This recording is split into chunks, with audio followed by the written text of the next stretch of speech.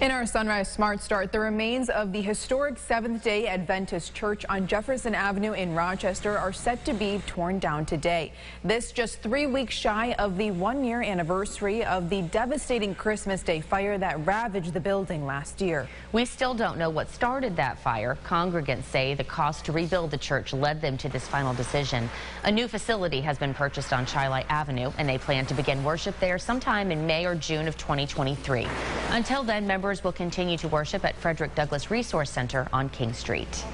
Also today, the trial for the lawsuit against the Whole Foods Plaza construction in Brighton begins. This being the only claim of 23 the court did not dismiss. The Daniele family, who has been developing the Whole Foods Plaza since 2014, has been the recipient of lawsuits by two local groups, Brighton Grassroots and Save Monroe Avenue.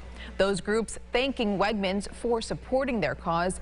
They argue that traffic will become an issue in the area and intrude into residential zones. Meanwhile, supporters say the new grocery store will bring competition to the area. Plus, Governor Kathy Hochul will be in Rochester this morning. She's expected to make an announcement regarding downtown revitalization efforts that will take place at the Riverside Convention Center in the city, and we will keep you posted. All right, let's check in now with meteorologist James Gilbert. Maybe we're taking a morning walk this morning, maybe getting the dog out for a bathroom break, James. Yep. Yeah, temperatures right around freezing this morning. That's a pretty average for the 5th of December.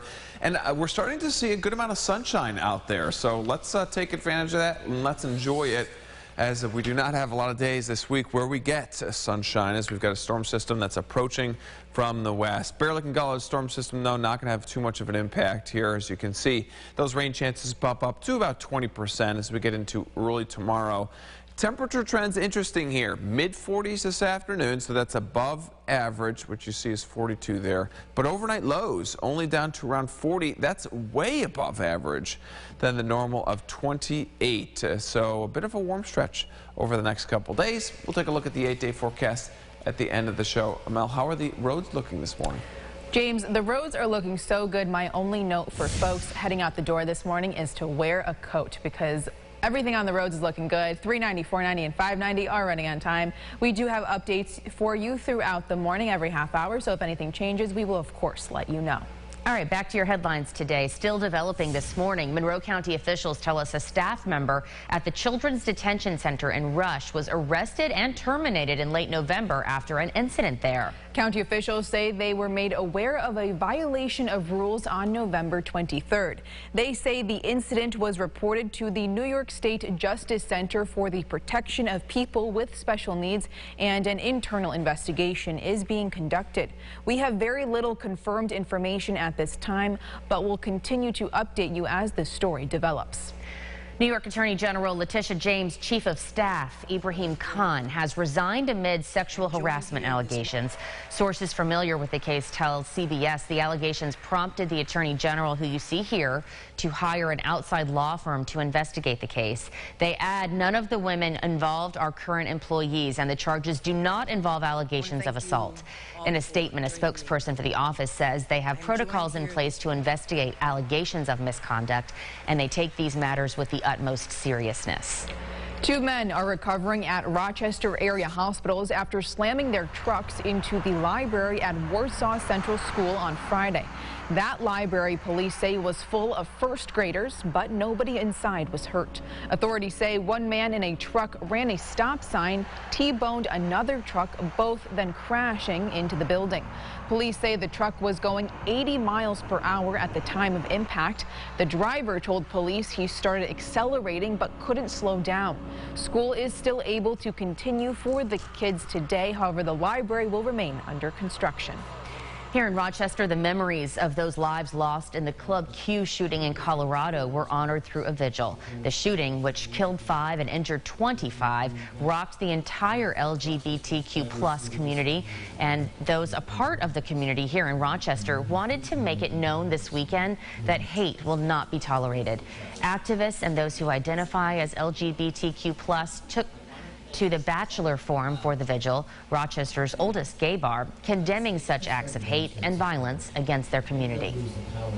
Local group Recovery Always is donating items to homeless residents in the Rochester community. This in response to a homeless camp being cleared on Loomis Street this past week. The organization also focuses on building connections in the community to better serve their needs. They say they're hoping to specifically address the needs of those dealing with substance use disorder, saying many of the residents on Loomis Street were suffering with addiction.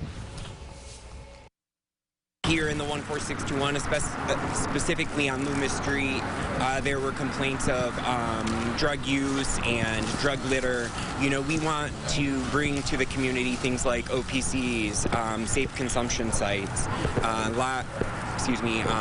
low barrier, high threshold housing, because we are firm believers that these are the solutions. The organization says some Loomis Street residents have moved to the city-sanctioned homeless encampment.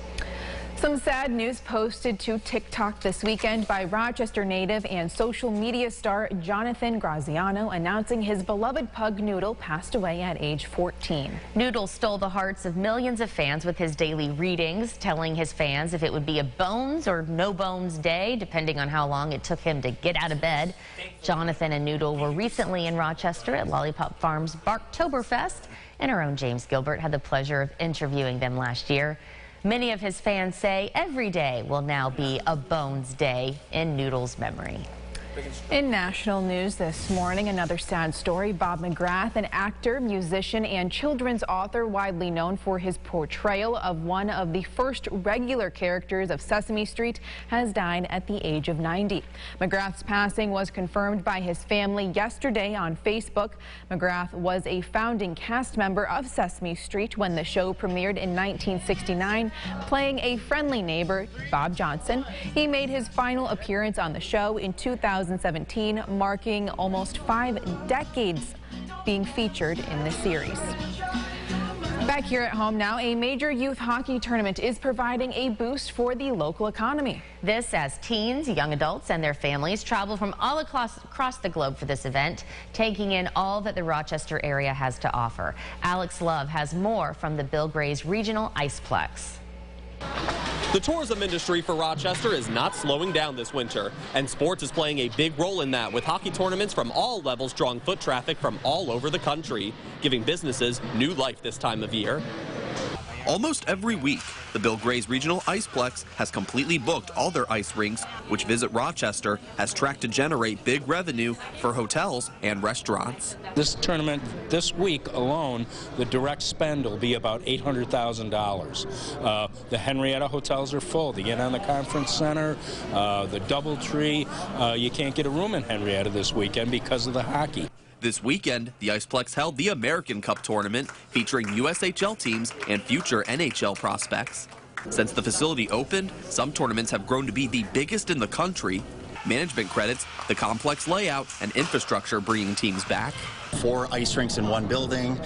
It's allowed us to really attract a lot of out-of-town, large-scale hockey tournaments. Our proximity in the Northeast, we're a 6-hour drive from every major hockey market in the Northeast United States and Canada. Our people are telling them, go to the Strong Museum, go to the Rochester Museum and Science Center, certainly Rock Holiday Village at this time of the year, but we have so much to do here, and they're looking for things to do, so it's good for everybody.